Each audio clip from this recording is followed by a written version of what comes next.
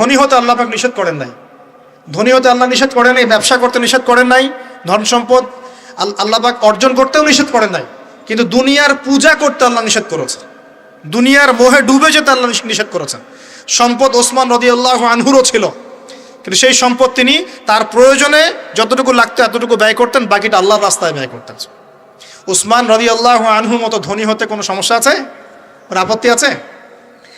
একটা আমল তার জীবনী থেকে পাওয়া যায়, এটা পড়ে আমার কাছে এত নিজেকে এত ছোট মনে হচ্ছে যে কাশ যদি এই আমলটা আমি করতে পারতাম। বলে দেব, চেষ্টা করছি যে করার, আপনারাও করার চেষ্টা করেন।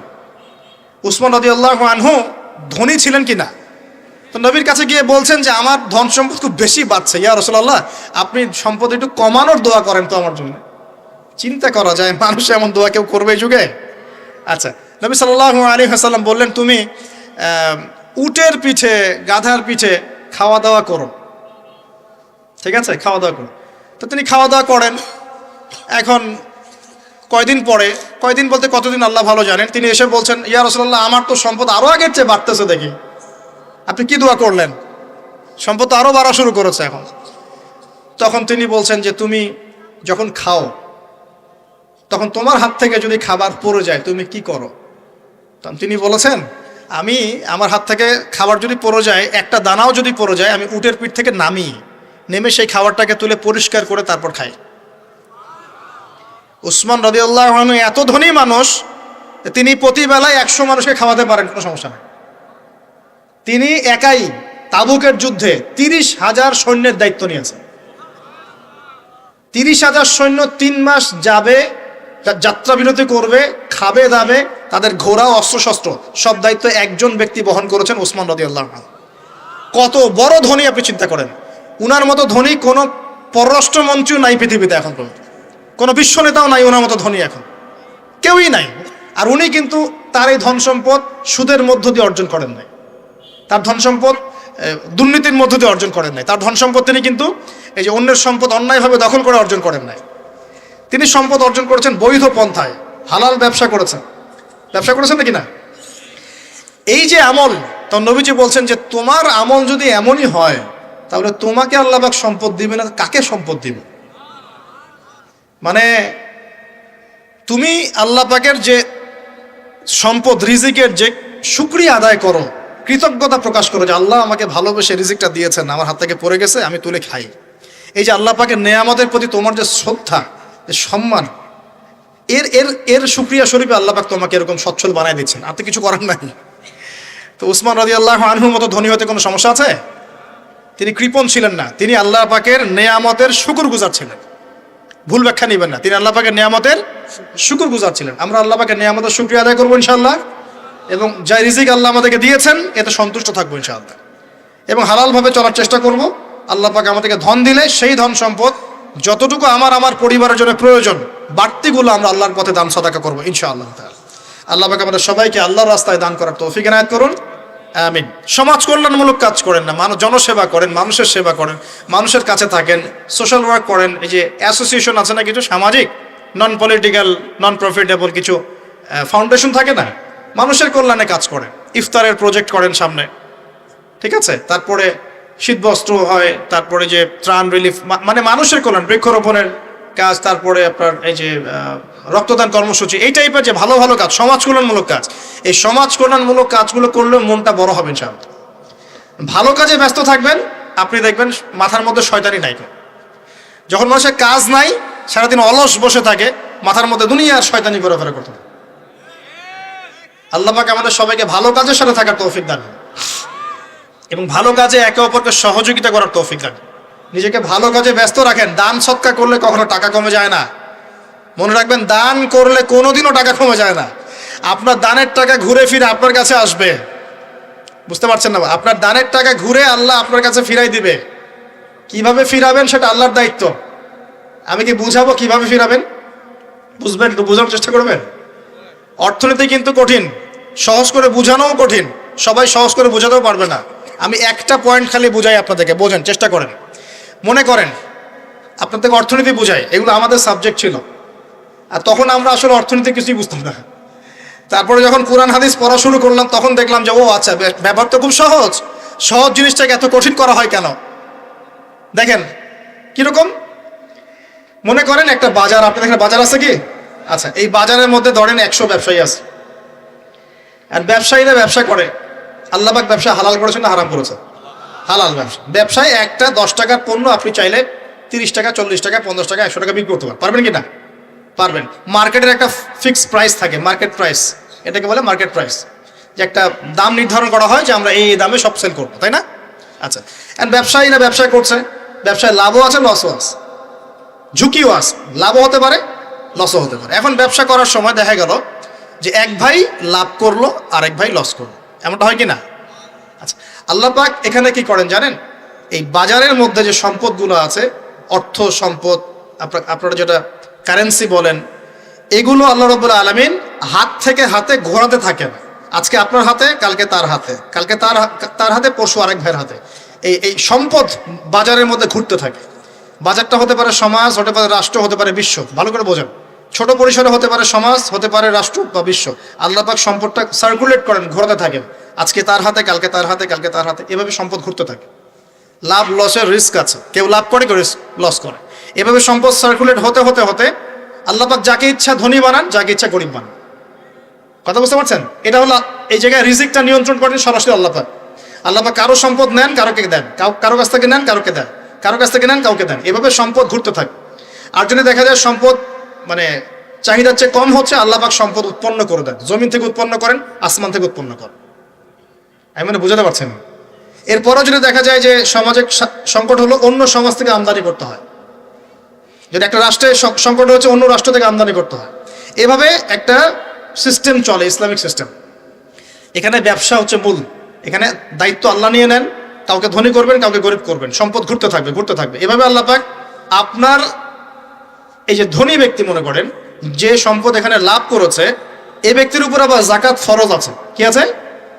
জাকাত ফরজ আছে। এখন এই যখন ধনী হবে, নিসাব পরিমাণ সম্পদ আসবে, তখন এ জাকাত দিবে গরিবকে। তখন যার হাত থেকে সম্পদ চলে আসছে, ওর কাছে আবার সম্পদ ফিরে যাবে। সুবহানাল্লাহ। বুঝতে পারলেন কি কিভাবে সম্পদ আল্লাহ পাক ঘোরান? এর জাকাত ছাড়াও আছে সাদাকা। সাদাকা ছাড়া সাদাকাতুল ফিতর আছে, অনুদান আছে, এবং নরমালি আল্লাহ পাক কিন্তু সদকা করতে উৎসাহিত করেন। এইভাবে একটা ইকোনমিক সিস্টেম চলতে থাকে, ছোট বা বড় পরিসরে। এইভাবেই মদিনা টিকে ছিল, এভাবেই মদিনার ইকোনমিক সিস্টেম চলতো নবী সাল্লাল্লাহু আলাইহি ওয়াসাল্লামের যুগে। তো সেখানে আরো একটা বিষয় এক্সট্রা ছিল, যেটা এখন নাই। সেটা ছিল গনিমত। সেটা কি? রাসূল সাল্লাল্লাহু আলাইহি ওয়াসাল্লাম সাহাবীরা বিভিন্ন যুদ্ধ এবং জিহাদ করতেন কিনা? না, তারা তো এগুলো করতেন না। মসজিদে বসে খালি সুবহানাল্লাহ পড়তেন। হ্যাঁ নাকি? বদর উহুদ তো হয়নি ইসলামে, হয়েছে? বদর উহুদ বলে কোনো যুদ্ধ হয়েছে নাকি? এগুলো বললে তো দেখা যাবে বাপরে বাপ, অবস্থা খারাপ। হ্যাঁ, জিহাদি বয়ান শুরু করে দিয়েছে। তখনই মুসলিমরা যুদ্ধে গিয়েছে এবং জয় করেছে, তখন বিপুল গনিমতের সম্পদ লাভ করেছে। বুঝতে পারছি? গনিমত মানে ওই যে যাদের সাথে যুদ্ধ হচ্ছে, ওদের সব সম্পত্তি মুসলিমরা তখন পেয়ে যায়, কারণ ওগুলো ছেড়ে ওলা পালিয়ে যাবে। এটা এর মধ্য দিয়ে মুসলিমরা ব্যাপক সচ্ছলতার মুখ দেখেছিল। খায়বারের যুদ্ধে জয়ের মধ্য দিয়ে মুসলিমরা প্রায় 1/3 সম্পদ পেয়েছিল আরবের মধ্যে। জাজিরাতুল আরবের 1/3 সম্পদ শুধু খায়বার যুদ্ধ জয়ের মধ্য দিয়ে লাভ করা হয়েছে। ওইটা তো নাই, এখন ক্লোজড। আমি ওগুলো বাদ দিয়ে এই সিস্টেমগুলোর কথা বললাম, সাদাকা, ব্যবসা ইত্যাদি ইত্যাদি। তার মানে ইসলামিক ইকোনমিক সিস্টেমের মধ্যে আল্লাহ পাক সম্পত্তি নিয়ন্ত্রণ করছেন এবং কাউকে ধনী বানাচ্ছেন, কাউকে গরিব করছেন। সম্পদ হাতে হাতে ঘুরছে, যে ধনী সে আবার জাকাত দিচ্ছে, তখন গরিবের কাছে ধনীর সম্পত্তি চলে আসছে। এখন চলমান সিস্টেমে কি সমস্যা হয়? যখন আপনি ব্যবসাটাকে গুটিয়ে নিয়ে সুদটাকে প্রাধান্য দিচ্ছেন, মানে সুদের মধ্যে কি লাভ লস দুটা রিস্ক আছে, ঝুঁকি আছে কোনো? সুদে আপনি যখন খান, আপনি কি বলেন যে ঠিক আছে আমি 100 টাকা নিলাম, ব্যবসায় লাভ হলে আমি দিব 50%, লস হলে 50%? এটা তো সুদ না, এটা তো সুদ না। এটা কি সুদ? যখন আপনি বলেন যে আমি 100 দিয়েছি, আমাকে 110 দেওয়া লাগবে, 100 দিয়েছি আমাকে 110ই দেওয়া লাগবে, আপনি তো লসের রিস্ক নিবেন না? নিবেন? সুদখোর কি লসের ঝুঁকি নিবে নাকি লাভের শর্তে টাকা দিবে? এখন যখন আপনি লাভ লসের ঝুঁকি নিচ্ছেন না, তখন একজন লাভ করা একজন লস করার কোনো সিস্টেম বাজারে থাকছে না। তখন সম্পদ ধনিক শ্রেণীর হাতে পুঞ্জীভূত হচ্ছে, তারা আস্তে আস্তে ধনী হতে থাকবে, গরিবরা আস্তে আস্তে গরিব হতে থাকবে। এরও উপরে যখন সে আবার জাকাত দিবে না, তখন ওই সম্পদ আবার গরিবের কাছেও ফিরে আসবে না। এভাবে সুদের মধ্য দিয়ে সম্পদ সংকীর্ণ হয়ে যায়, একদম একটা মার্কেট, সমাজ, রাষ্ট্র মেসাকার অবস্থা হয়, দেউলিয়া হয়ে চলে যাবে। একটা একটা করে কথা বলেছিলাম, ফলেছিল কি অর্থনীতির কথাগুলো? পাকিস্তানের কথা ফলেছে? পাকিস্তানের সামনে আরো ভয়াবহ পরিণতি আছে। আর এগুলো থেকে শিক্ষা না নিতে পারলে আমাদের সামনে ক্ষতি আছে। এগুলো বলবেই বাকে, বোঝাবেই বাকে। আর আল্লাহ পাক আমাদের কথা গ্রহণ করার মানসিকতা দান করুন। কমপক্ষে কথাগুলো শুনে একটু যাচাই করার তৌফিক আল্লাহ দান করুন। যাচাই করার পর যদি দেখা যায় যে হ্যাঁ ঠিকই বলেছে ছেলেটা, বা কম কিছুটা হলেও ঠিক বলেছে, ওইটুকু অন্তত গ্রহণ করার তৌফিক আল্লাহ দান করুন। একবারে যদি নেগলেক্ট করে দূর এইসব কথা শোনারই দরকার নাই, তাহলে তার কিছু হইল না। সমস্যা নাই, আমাদের কাজ কি? ফাযাক্কির ইন্নামা আনতা মুযাক্কির। আল্লাহ পাক আল্লাহর দ্বীনের দায়ীদের দায়িত্ব দিয়েছেন, তোমরা উপদেশ দিবে, তোমরা শুধু উপদেশ দাতা। লাস্তা আলাইহিম বিমুসাইতির, কারো প্রতি তোমরা দারোগা নাও, চাপ দিয়ে মানাতে হবে, এই দায়িত্ব তোমাকে দেওয়া হয় না। জাস্ট বলে দিয়ে চলে আসে, সামনে আসে। ফাযাক্কির ইন নাফাআতিয যিকরা, তুমি উপদেশ দিবে হে নবী। সায়াযাক্কারু মান ইয়াখশা, যে উপদেশ গ্রহণ করবে সে শীঘ্রই গ্রহণ করবে, যে আল্লাহকে ভয় করে সে শীঘ্রই উপদেশ গ্রহণ করবে ইনশাআল্লাহ তাআলা। প্রিয় ভাইরা, তো এখনকার চলমান বিশ্বের ইকোনমিটা হচ্ছে সুদ ভিত্তিক। এই কারণেই ইকোনমিক সমস্যাগুলো, মন্দাগুলা, স্যাংশনগুলা, করাপশনগুলা, এগুলো সুযোগ থেকে যায়। আদারওয়াইজ ইসলামিক ইকোনমিক সিস্টেম পরিপূর্ণরূপে থাকলে এই সমস্যাগুলো হতো না। রমজান মাসে ওয়াদা নাম্বার 5, কয়টা ওয়াদা করছেন এই পর্যন্ত ভাই? 4টা। ওয়াদা নাম্বার 5 হচ্ছে রমজান মাসে যার যার জাকাত ফরজ হয়, জাকাত অবশ্যই জাকাত আদায় করে দিবেন ইনশাআল্লাহ। করবেন কি না? আপনারা কি মনে করেন যে নামাজই খালি ফরজ, জাকাত ফরজ না? জাকাত ফরজ না? যে কেউ যদি মনে করে নামাজ ফরজ, জাকাত ফরজ না, সে ব্যক্তি কাফের। হ্যাঁ, আমার ফতোয়া না, যে কোনো আলেমকে জিজ্ঞাসা করেন না, যে কোনো মাযহাবের আলেমকে জিজ্ঞাসা করেন, যে কোনো মাযহাবে। মান ফাররাকা বাইনাস সালাতি ওয়াজ যাকাত, যে ব্যক্তি সালাত এবং যাকাতের মধ্যে পার্থক্য করে সে ব্যক্তি মুসলিম মিল্লাত থেকে খারিজ হয়ে যাবে। আবু বকর সিদ্দিক রাদিয়াল্লাহু আনহুর যুগে কিছু মানুষ যাকাত দিত না, দিতে চায় নাই। আবু বকর সিদ্দিকের মতো নরম মানুষ না মনে হয়, নরম মানুষ, নামাজে দাঁড়ালেই ঝরঝর করে কান্না শুরু করেন, নরম মনের মানুষ, তিনি যাকাত অস্বীকারীদের বিরুদ্ধে যুদ্ধ করলেন। ইতিহাস পড়ে দেখেন। তারপরে তারা ভয়ে যাকাত দেওয়া শুরু করলো। একজনের বিরুদ্ধে অ্যাকশন নেওয়া হয়েছে, বাকিরা ভয়ে যাকাত দেওয়া শুরু করেছে। রাষ্ট্রীয় কোষাগার সমৃদ্ধ হলো। মুসলিমরা কি ওই সময় সুদের মধ্য দিয়ে রাষ্ট্রীয় কোষাগার বৃদ্ধি করত?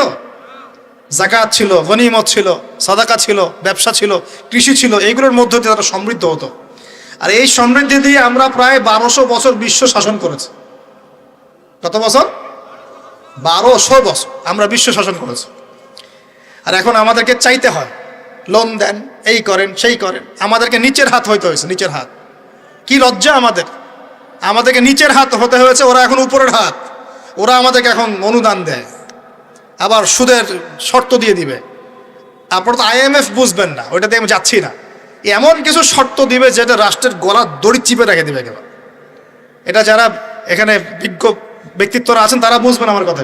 গলার মধ্যে দড়ি দিয়ে ফাঁস লাগিয়ে রেখে দিবে, এর নাম লোন দেওয়া। গলায় দড়ি দিয়ে ফাঁস ধরে রেখে দিবে, এর নাম লোন দেওয়া। দিবি না মানে টান দিয়ে নিয়ে নিবে। তারপর শ্রীলঙ্কা বানায় রেখে দিবে একেবারে।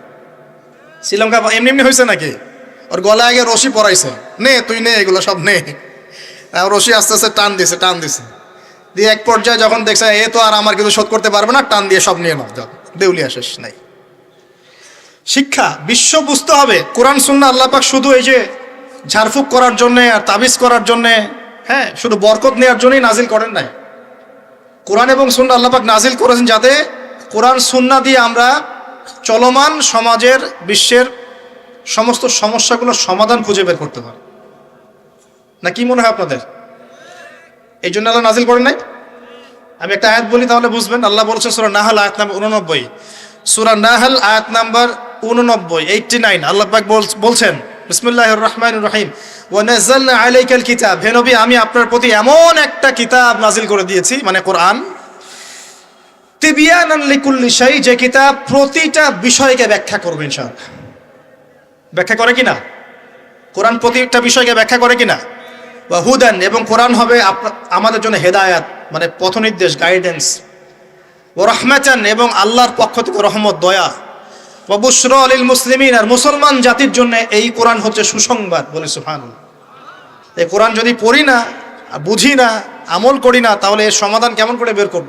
আল্লাহ পাক আমাদেরকে এমন ওলামায়ে কেরাম দান করুন, এমন প্রজন্ম দান করুন, এমন যুব সমাজ দান করুন, এমন নেতৃত্ব দান করুন, যারা কোরআন এবং সুন্নাহর জ্ঞান দিয়ে পুরো বিশ্বটাকে শাসন করতে পারবে ইনশাআল্লাহ। আল্লাহ পাক, আমি দোয়া করি আল্লাহ পাক আমাদের ঊর্ধ্বতন কর্তৃপক্ষ সহ সবাইকে এমন হেদায়েত দান করুন যে হেদায়েতের আলোকে তারা কোরআন সুন্নাহর কাছে এমনভাবে আত্মসমর্পণ করবে যে ওই হেদায়েতের আলো নিয়ে, ওই আলোর মশাল নিয়ে ইনশাআল্লাহ বিশ্বটা জয় করবে ইনশাআল্লাহ। এমন প্রজন্ম আসবে ইনশাআল্লাহ, যদি এই এস্টিমেশনগুলা, প্রেডিকশনগুলো ফলে, এরকম প্রজন্ম যে আসবে এটাও একদিন ফলবে ইনশাআল্লাহ। তাহলে আমরা নিয়াত করতে পারি কি, 7 নম্বর ওয়াদা করতে পারি যে আমরা সবাই কোরআন এবং সুন্নাহর ইলমটা অর্জন করব ইনশাআল্লাহ। কমপক্ষে বেসিক কিছু জ্ঞান অর্জন করব ইনশাআল্লাহ। আমি বলছি না যে সবাইকে মুফতি হওয়া লাগবে, সবাইকে দায়ী হতে হবে, সবাইকে একদম মুফাসসির হতে হবে, এটা জরুরি না, এটা মানুষ পারবেও না। কিন্তু কমপক্ষে ইসলামের বেসিক জিনিসগুলো কি আমরা শিখতে পারি না ভাই? এটা শেখার জন্য কি খুব কষ্ট করতে হবে? আল্লাহ পাক আমাদের সবাইকে খাস নিয়াত করার তৌফিক দান করুন, খালেস নিয়াত করার তৌফিক দান করুন। দ্বীনের জ্ঞান অর্জন আল্লাহ পাক ফরজ করেছেন ভাই। দ্বীনের জ্ঞান অর্জন করা মুস্তাহাব বিষয় নয়, নফল কিছু নয়। তালাবুল ইলমি ফরিদা আলা কুল্লি মুসলিম, প্রত্যেক মুসলমানের উপরেই দ্বীনের ইলম অর্জন করাটা ফরজ। এটা কি নফল? আমরা নিজেরা অর্জন করব, আমাদের সন্তানদেরকে শেখাবো, মা বোনদেরকেও শেখাবো ইনশাআল্লাহ। মা বোনদেরকে শেখানো লাগবে না ভাই? খালি চুলাই ঠেলবে সারা জীবন? নাকি দিনের কিছু জ্ঞান অর্জন করাতে হবে? নাকি করাতে হবে না? আল্লাহ পাক আমাদের সবাইকে আদর্শ ইসলামিক পরিবার দান করুন বলি আমি। যে কথা বলতে এসেছি, গভীরে চলে গেছিলাম। আপনারা যাকাত দিয়েন রমজান মাসে, আল্লাহর ওয়াস্তে যাকাতগুলো দিয়ে দিয়েন এবং আল্লাহর ওয়াস্তে একটু ওয়াদা করেন আর যাই করেন অর্থনৈতিক জীবনে সুদের সাথে সম্পৃক্ত হবেন না। হবেন? সুদের পাপ কি? নিজের মায়ের সাথে জেনা করা। এ হাদিস কেউ শোনায় নাই ভাই? সুদের পাপের 70টা বা 73টা শাখা আছে। তার সবচেয়ে উঁচুটা আমি বলেছি কোরআন থেকে, আল্লাহ এবং তার রাসূলের সাথে যুদ্ধ করা। সবচেয়ে নিচের পাপটা কি জানেন? সবচেয়ে নিচের পাপ হচ্ছে নিজের মাকে বিয়ে করা। নাউযুবিল্লাহ। নিজের মাকে কেউ বিয়ে করে? এর চাইতেও জঘন্য কাজ হলো সুদ খাওয়া, কারণ সুদের মধ্য দিয়ে মানুষের রক্তকে চুষে খাওয়া হয়। আর মেরাজের রাতে যখন নবী সাল্লাল্লাহু আলাইহি ওয়াসাল্লাম, যে মেরাজের কথা বলছিলাম, তিনি আল্লাহর সাথে সাক্ষাৎ করতে গিয়েছিলেন, তখন জাহান্নামের অনেক আযাব তিনি দেখেছেন। আর কিছু প্রশ্ন করতে পারে মানুষ যে জাহান্নাম কি তাহলে আগেই তৈরি হয়ে আছে, আযাব কি এই সেই, এগুলো অ্যান্সার দেওয়ার জন্য আরেকটা লেকচার লাগবে। মনে রাখবেন, সময় এর নিয়ন্ত্রণ আল্লাহর হাতে। আমাদের কাছে অতীত, বর্তমান, ভবিষ্যৎ এই বিষয়গুলো আছে, আমাদের টাইম ফ্রেমের মধ্যে এটা আছে। আল্লাহ পাকের কাছে এইভাবে সময় না যে অতীত একটা, এটা বর্তমান, এটা ভবিষ্যৎ, এমন নয়। সব কিছু আল্লাহর সামনে, সব কিছু। আমরা যেখানে ঘুরি, এই সৌরজগতে আমরা ঘুরছি, এই যে ওয়াজ করছি যখন আমরা, এখনো জমিনটা ঘুরছে কি না? আমাদেরকে নিয়ে পৃথিবী ঘুরছে শূন্যের মধ্যেই। সুবহানাল্লাহ বলেন। আমাদেরকে নিয়ে পৃথিবী এখনো এই মুহূর্তেও শূন্যের মধ্যে ঘুরছে, আসমানে ঘুরছে কি না? আমরা কি টের পাচ্ছি? টের পাচ্ছি না। সূর্য উঠছে, আমাদের কাছে মনে হয় যে একটা দিন আসলো, ডুবলো, একটা রাত হয়ে গেল। যদি আল্লাহ পাক পৃথিবীর ঘোরার গতিটাকে কমায় দেন, তাহলে কি হবে জানেন? দিন রাত লম্বা হয়ে যাবে। বুঝেন নাই মনে হয়? আল্লাহ পাক যদি এই যে আমরা ঘুরছি মনে করেন এভাবে, আল্লাহ যদি গতিটাকে কমায় দেন, আস্তে আস্তে ঘোরে, তাহলে দিন রাত লম্বা হয়ে যাবে। বিজ্ঞানীরা বলে, এটা বিজ্ঞানীদের কথা, এটা আমার কথা না, বিজ্ঞানীরা বলে তখন আমাদের দাড়ি চুলও নাকি পাকবে না, বয়সও নাকি বাড়বে না। যাই হোক, ওটা ওদের থটস, এটা আমাদের থটস না। আলোর বেগে যদি মানুষ মহাবিশ্বে, মহাকাশে সফর করতে পারে, আলোর বেগের চেয়ে বেশি বেগে, এখনকার সায়েন্সরা বলে, ওরাই বলে যে মানুষ তখন ফিউচারে চলে যেতে পারে, ভবিষ্যতে যেতে পারে, আলোর বেগে যদি সফর করতে পারে। এটা ওদের কথা, আমরা এইসব আলোচনা যাচ্ছি না। বলছি সময়ের নিয়ন্ত্রণ কার হাতে? আল্লাহর হাতে। বারজাখ বলে একটা জগৎ আল্লাহ তৈরি করেছেন। কি নাম? বারজাখ। এই জগৎটা হচ্ছে আমাদের দুনিয়ার জগৎ আর জান্নাত জাহান্নামের যে কিয়ামতের দিন, এর মাঝখানের একটা জায়গা। এখানে ইল্লিন আর সিজ্জিন দুটো স্তর আছে, একটা নাম ইল্লিন, একটা সিজ্জিন। এই দুনিয়ার নেককার মানুষ যারা, তাদের আত্মাগুলোকে আল্লাহ পাক এই যে ইল্লিনে নিয়ে গিয়ে রেখে দেন। আর দুনিয়াতে যারা পাপী, পাপাচারী, তাদের আত্মাগুলোকে আল্লাহ পাক সিজ্জিনে রেখে দেন। এই যে কবরের যে আযাব, যে আমরা একটা কথা বলি, এটা আযাব মূলত রুহের আযাব। কিসের আযাব? রুহ। দেহ তো আপনার নাই, ওখানে দেহ আছে? দেহ তো পচে গেছে, গলে গেছে, তাহলে আযাবটা কিসের? রুহের। বুঝাচ্ছি, আমি এই পড়াশোনাটা করেছি ইমাম গাজ্জালী রাহিমাহুল্লাহর বই থেকে। এত গভীর মানে লেখা, মানে ধরতে গেলেও মনে হয় যে একটা লাইন 10 বার পড়তে হচ্ছে। একটা এক্সাম্পল দিয়ে তিনি বোঝাচ্ছেন এভাবে। তিনি বলছেন এটা একটা উদাহরণ মাত্র, এটাই প্রকৃত ব্যাখ্যা না, একটা উদাহরণ মাত্র। বোঝানোর চেষ্টা করছেন তিনি এভাবে যে আমরা যখন ঘুমাই, অনেকে ভালো স্বপ্ন দেখেন না? ভালো স্বপ্ন দেখে আপনার কাছে ভালো লাগছে, খুব মজা লাগছে না? স্বপ্নের মধ্যে আপনি কি মানে ভালো ফিল করছেন, মাশাআল্লাহ ভালো লাগছে, ঘুরছেন ফিরছেন খাচ্ছেন। যখন কোনো খুব ভালো আপনি একটা স্বপ্ন দেখেন, আপনার কিন্তু ভালো লাগে। আপনি স্বপ্নে, ঘুমন্ত অবস্থাতেই আপনি স্বপ্নে বাস্তবের ফিলিংস পাচ্ছেন, এমন হয় না? আল্লাহ পাক যদি আপনাকে স্বপ্নের মধ্যে রেখে দেন, ধরেন 1 বছর 1.5 বছর 2 বছর, তার মানে 1-2 বছর আপনি স্বপ্নের মধ্যেই বাস্তবের ভালো লাগার ফিলিংসটা পেতে থাকবেন, কিন্তু আপনি ঘুমিয়ে আছেন। বাইরে থেকে আমি আপনাকে দেখছি যে আপনি ঘুমিয়ে আছেন, কিন্তু আপনি ঘুমন্ত অবস্থাতেও ভালো স্বপ্ন দেখেই ভালো ফিল করছেন। তিনি বোঝাচ্ছেন, উদাহরণ দিয়ে বোঝাচ্ছেন, এটা কিন্তু ব্যাখ্যা নয়, জাস্ট একটা বুঝাচ্ছেন উদাহরণ দিয়ে। আল্লাহ পাক যখন শহীদদের রূহগুলোকে জান্নাতে রেখে দেন, জান্নাতে তারা এইভাবে রূহগুলো ঘুরতে থাকে, ফল ফলাদি খেতে থাকে, পাখির মধ্যে রূহ দিয়ে দেন, সবুজ পাখি, এই পাখি উঠতে থাকে, তারা ভালো ফিল করতে থাকে। ওই হায়াতটাকে আল্লাহ পাক তাদের কাছে বাস্তব বানিয়ে দিয়েছেন। কথা বুঝতে পারছেন? ওই হায়াতটাকে আল্লাহ পাক তাদের কাছে বাস্তব বানিয়ে দিয়েছেন। তাদের কাছে মনে হচ্ছে এটাই বাস্তব, এটাই জগৎ। আল্লাহ চাইলে করতে পারেন না? একটা ঘুমন্ত মানুষকে যদি আল্লাহ করতে পারেন, তাহলে শহীদদের ব্যাপারে করতে পারেন না? পারেন। আবার ধরেন একজন মানুষ পাপাচারী, আপনি কখনো কখনো স্বপ্ন দেখেছেন, ভয়ের স্বপ্ন, আটকে উঠছেন, শ্বাস বন্ধ হয়ে যাচ্ছে, এমন হয়নি অনেকদিন? আর হবে তো বেশি, কারণ কানে তো হেডফোন দিয়ে গান শোনেন, আর হেডফোন কানে দিয়ে ঘুমান, FM শুনতে শুনতে ঘুমান। হ্যাঁ, এই কি করতে করতে ঘুমান। ঘুমানোর আগে তো দোয়া কালাম নাই, দোয়া কালাম মাসলুম দোয়া কালাম তো নাই, সূরা মুলক নাই, সূরা বাকারা শেষের আয়াত নাই, ইত্যাদি নাই, পবিত্রতা নাই, বিছান ঝাড়েন না, লাইটস অফ করেন না। আপনার সুন্নত মাফিক তো ঘুমাচ্ছি না আমরা। ঘুমানোর কতগুলো সুন্নত জানেন? ঘুমানোরই কত সুন্নত আছে। ইস্তেঞ্জা করতে হয়, ওযু করে আসতে হয়, পারলে মেসওয়াক করে নেয়, বিছান ঝাড়তে হয়, বিসমিল্লাহ বলে লাইট অফ করতে হয়, দরজায় খিল দিতে হয়, পাত্র যদি থাকে খাবার পাত্র, পানির পাত্র ঢেকে দিতে হয়, তারপরে পড়তে হয় বিছানায় গিয়ে আয়াতুল কুরসি, সূরা বাকারা শেষের 2-3টা আয়াত, সূরা ফালাক নাস ইখলাস, হাত একত্রিত করে ফু দিয়ে সারা গা মাসাহ করতে হয়।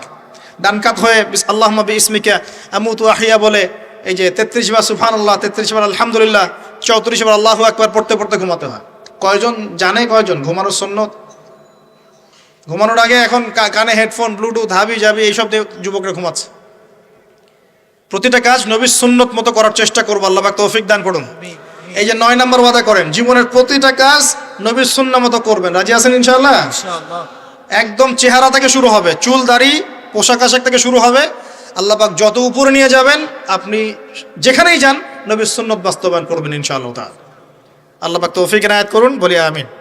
মনে করেন খারাপ স্বপ্ন দেখছেন, খারাপ স্বপ্নে এখন আপনি কষ্ট পাচ্ছেন, দেখছেন যে পানিতে ডুবে যাচ্ছেন, দেখছেন যে আপনি আগুনে পুড়ে যাচ্ছেন, নাউজুবিল্লাহ, দেখছেন যে আপনি হয়তো কেউ আপনার শ্বাস গলা চিপে ধরেছে ইত্যাদি, মানে আপনি কষ্ট পাচ্ছেন।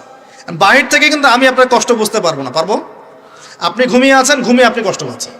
এখন এই ঘুমন্ত কষ্টের স্বপ্নটাকে আল্লাহ পাক যদি 5 বছর লম্বা করে দেন, পারবেন কি না? আল্লাহ পাক পারেন কি না? 5 বছর ঘুমিয়ে আছেন আপনি, উঠতে পারতেছেন না। এখন এটা হয় না, আল্লাহ চাইলে পারেন, সম্ভব কিনা? আল্লাহ পাক 309 বছর ঘুম পাড়ায় রাখেন নাই মানুষকে, আছে না দলিল? কোরআনে আছে না? কোন সূরায়? এই তো মাশাআল্লাহ, মাশাআল্লাহ, সূরা কাহফে আছে না? 309 বছর আল্লাহ পাক 9 জন 10 জন ছেলেকে ঘুম পাড়ায় রাখছেন না? রাখছেন। তো এখন মনে করেন যে আল্লাহ পাক আপনাকে ওই কষ্টের আযাবটাকে লম্বা করে দিলেন, কষ্টের ওই স্বপ্নটাকে লম্বা করে, তাহলে আপনি কিন্তু ঘুমের মধ্যেও কষ্ট ফিল করবেন। এখন কবরে যদি আল্লাহ পাক বারজাখের জীবনে সিজ্জিনে কিছু আত্মাকে রেখে আত্মাগুলোকে আযাব দেন, এবং ওইটাকেই যদি তাদের কাছে বাস্তব ফিল দিয়ে দেন, তাহলে কি তার আযাব পাবে না? অনেক ব্যাখ্যা আছে, যেগুলো নিয়ে আলাদা লেকচার দেওয়া লাগে। এতটুকু বোঝেন যে আল্লাহ পাক ইন্নাল্লাহ আলা কুল্লি শাইইন কাদির, আল্লাহ পাক প্রতিটা বিষয় সম্পর্কে ক্ষমতাবান। আল্লাহ পাকের হাতেই সব ক্ষমতা, আল্লাহ সব করতে পারেন। যে আল্লাহ পাক আমাকে শ্বাস নেয়ার ক্ষমতা দিচ্ছেন, নিঃশ্বাস নিচ্ছি, একটা নিঃশ্বাসের দাম কি অন্য কেউ দিতে পারবে? যে আল্লাহ পাক এনভায়রনমেন্ট বায়ুমণ্ডলের মধ্যে নাইট্রোজেন গ্যাস দিয়ে দিয়েছেন, এই গ্যাস কি কে দিয়ে, অন্য কেউ দিয়েছে? যে আল্লাহ পাক শ্বাস নেওয়ার জায়গা দিয়েছেন, আমাদের হার্ট যে পাম্প করছে, জন্মের সময় থেকে পাম্প করছে, এখন পর্যন্ত থামে নাই, একদিন এক মিনিটের জন্য থেমে গেলেই শেষ। এটা কে চালু করে রেখেছে? যে আল্লাহ এত কিছু করতে পারেন, সেই আল্লাহর পক্ষে নবী সাল্লাল্লাহু আলাইহি ওয়াসাল্লামকে তার কাছে নিয়ে যাওয়া, এই আযাবগুলো দেখানো এমন কঠিন কিছু? এগুলো নিয়েও এখন মানুষ প্রশ্ন তোলে। ইমান কোন জায়গায় চলে গেছে চিন্তা করেন। তো এখানে নবীজি অনেকগুলো শাস্তি দেখেছেন, তার মধ্যে একই পাপের কারণে তিনটা শাস্তি দেখেছেন। কয়টা ভাই? এই সেই বিখ্যাত পাপের নামটাই হচ্ছে সুদ। কি নাম সেই পাপের? একবার দেখেছেন কিছু লোককে রক্তের নদীতে ফেলে দিয়ে মাথা ফাটিয়ে দেওয়া হচ্ছে। জিজ্ঞাসা করলেন এরা কারা? জিবরাইল আলাইহিস সালাম বলছেন এরা আপনার উম্মতের সেই সব ব্যক্তি যারা সুদখোর ছিল। রক্তের নদী কেন? কারণ রক্ত চুষে খাইতো তারা মানুষ। মাথা কেন ফাটাই দেওয়া হচ্ছে? কারণ এই মাথা দিয়ে বলেছিল ইন্নামাল বাইউ মিসলুর রিবা, ব্যবসা সুদ একই জিনিস। এই শয়তানি মাথা থেকে বেরোছে, এই কারণে মাথা ফাটিয়ে দেওয়া হচ্ছে। আর একটা শাস্তি দেখেছেন, তারা পাথর খাচ্ছে, পাথর, বড় বড় পাথর খাচ্ছে, পিছনের রাস্তা দিয়ে পাথর বের হয়ে যাচ্ছে। জিজ্ঞাসা করলেন কাদের কি কারণে শাস্তি দেওয়া হচ্ছে? জিবরাইল আলাইহিস সালাম বললেন এটাও সুদের কারণে। 3 নাম্বারটা দেখেছেন তিনি, যে কিছু মানুষ শুয়ে আছে আর এই পেটটা, এই বাড়ি, আমাদের বাড়ি যেমন উঁচু, এই বাড়ির মতো উঁচু হয়ে আছে পেটটা, আর পেটের ভিতরে অজগরের মতো বড় বড় সাপ কিলবিল কিলবিল করছে। আর এই 3টা শাস্তি তিনি দেখেছেন। দেখে জিবরাইল আলাইহিস সালামকে বলছেন এই 3টা শাস্তি কি কারণে? 3টার ক্ষেত্রেই জিবরাইল আলাইহিস সালাম বলেছেন সুদের কারণে, সুদের কারণে, সুদের কারণে। আল্লাহ পাক আমাদেরকে হেফাজত করুন বলি। 10 নাম্বার নিয়াত, আমরা সবাই হালাল খাওয়ার চেষ্টা করবো ইনশাআল্লাহ। আমরা হারামের দিকে যাবো না ইনশাআল্লাহ। হালাল রিজিক আল্লাহ যতটুকু দিবেন এতটুকুতে সন্তুষ্ট থাকবো ইনশাআল্লাহ।